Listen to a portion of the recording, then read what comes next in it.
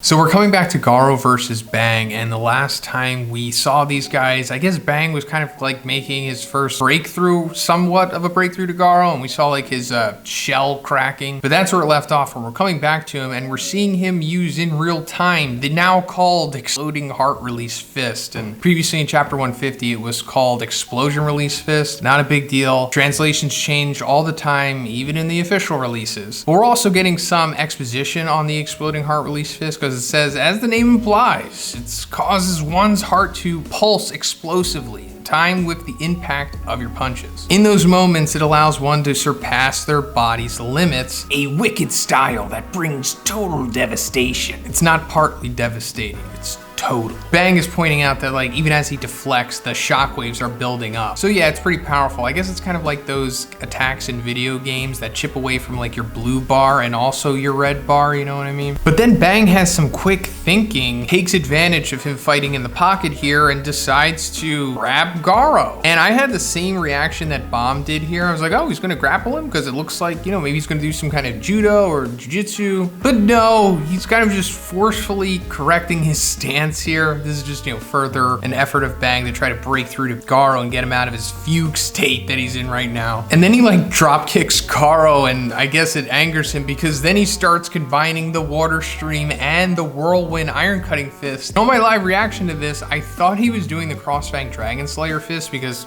he had done it before, but no. Turns out he's doing the roaring aura sky ripping fist, and this is pretty cool because this was the move that they used against Outer Centipede, which was also kind of like a new manga exclusive water stream whirlwind attack at that time, because before that we'd only seen the Crossfang Dragon Slayer fist in the webcomic. So I didn't even know that this was on the menu, but hey, that's cool. This is awesome. It's apparently super powerful. But them clashing causes like this massive explosion, and it catches the attention of Vomited Fear Ugly, someone we haven't seen for a while. I think since maybe Golden S stole his thunder, possibly. But, you know, that smirk on his face means, you know, he's interested in what's going on over there. But anyway, coming back to Garo and Bang, they're coming to this moment of like their strikes converging, and it turns out Bang is landing first, but Garo is like grazing him. But the punch that Bang landed was like strong enough to break the candy monster shell around Garo, and it looks like we see his human flesh under there, maybe? Or is that like the light also that's emanating from him? It's really hard to make out, but it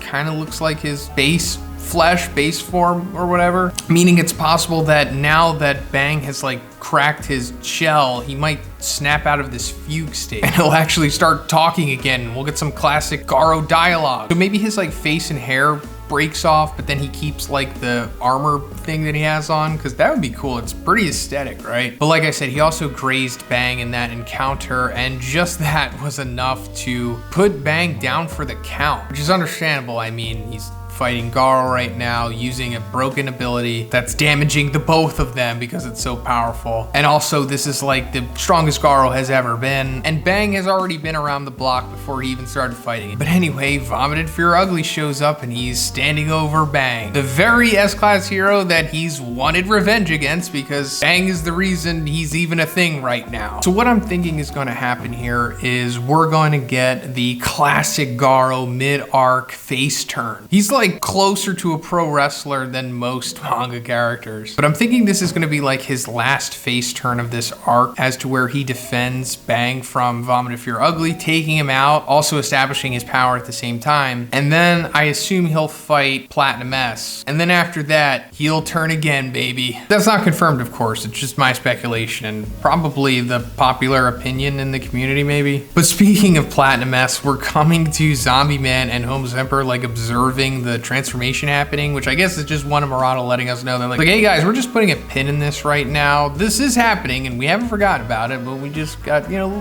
bigger fish to fry in this chapter. So maybe in the next chapter we'll see Platinum S feats of power. But like I said, this one, bigger fish to fry, because we're getting to that right now, because Zombie Man's like, I've still got a lot of questions to ask. And Homeless Emperor's like, questions to ask. And Zombie Man says, about your power? If your story is true, then we need to be prepared for whoever's pulling the strings. And Homeless Emperor's like, you want to know about God? And then we see the man himself, and he's like, silence, I'm taking them back. Then reality begins to alter for Homeless Emperor here, and for us, because the manga suddenly becomes colored. And from the dark side of of the moon comes God. This is, in my opinion, already one of the best sequences in battle manga. Like, this is really cutting edge stuff, and how cool and creepy and intimidating God looks, especially in color. I'm not sure if you're familiar with the Ningen creepypasta, but that's what God looks like here. Maybe that's where Murata got the inspiration for this sequence. But imagine it from like Homeless Emperor, like you looking up at the moon and then suddenly this massive being comes from behind it and then just Alpha stares you down from the moon. And then he just goes to like a whole different dimension here, and us seeing God in a form we haven't seen before. And this is remarkable. Maybe the best panel of the year, at least from series that I've personally read. And clearly the color is an extremely strong point here aside from the legendary art. But this is just a masterful way for One and Murata to convey this sequence, because I guess you could see it as them wanting us to experience this sequence in a similar fashion to Homeless Emperor, right? Because Homeless Emperor is the only one seeing this right now. And you can look at manga characters or just the world of manga as being black and white. I don't mean literally like the characters in that world are literally seeing only black and white and they're like all colorblind or something. I mean just like kind of breaking it down to its bare essentials, maybe from a writing perspective or even just a thought experiment. So if their world is black and white, then Homeless Emperor is suddenly seeing color for the first time here. Or just how this is playing out can be a metaphor for that or whatever. So this is truly like a mind-blowing experience in every sense. So a genius way to convey that is to suddenly have the black and white manga that we've been following to become color. And to get into more of maybe the mindset of what Homeless Emperor could be experiencing here, try to think about a being suddenly forming in front of you, but it's made up of like 100 colors that you've never seen before. You can't really imagine that. But those colors do exist. We just can't see them because our human eyes are limited. But anyway, back to God. Like I said, this is a form we haven't seen before, because when we have seen God, we kind of just saw hieroglyphics of him, what Saitama Flash and Monaku saw, and also, you know, that ethereal form that Homeless Emperor first saw. But we never saw like this full-blown fleshy form. This gives me at least way more insight into God and gives me a better understanding of where this could be headed. And it's still multiple directions. I don't have a linear path for where God's origin is yet, but now I think I have a better way of finding what it could be. And there's so much to talk about with him right now, and I can't talk about it in this video because it would just run on too long. So I'm gonna have to make like another video dedicated to what's being uncovered here with God. And also this other dimension spiritual plane, I do think it's probably the same place that Phoenix Man took Child Emperor to. But anyway, God's like, your power, your life, they are both forfeit. And then he melts Homeless Emperor like a slug. And Zombie Man, witnessing this, essentially figures out for himself that Homeless Emperor was in fact telling the truth. There's like this higher power that gave him abilities, and they're also like spying on us NSA style. And then in the final panel, we see the moon again, and I guess this could be the explanation for what the moon has been representing this whole time, because throughout this arc, like specifically, we've been seeing the moon a lot. And a lot of us thought that it had something to do with God, because it's usually within the context of that stuff. And now it appears that maybe the moon is meant to represent more so like a metaphor for God, in that he's like always watching. Because, you know, the crack in the moon from Boros kicking Saitama up there makes it look like an eyeball. So I'm thinking that it's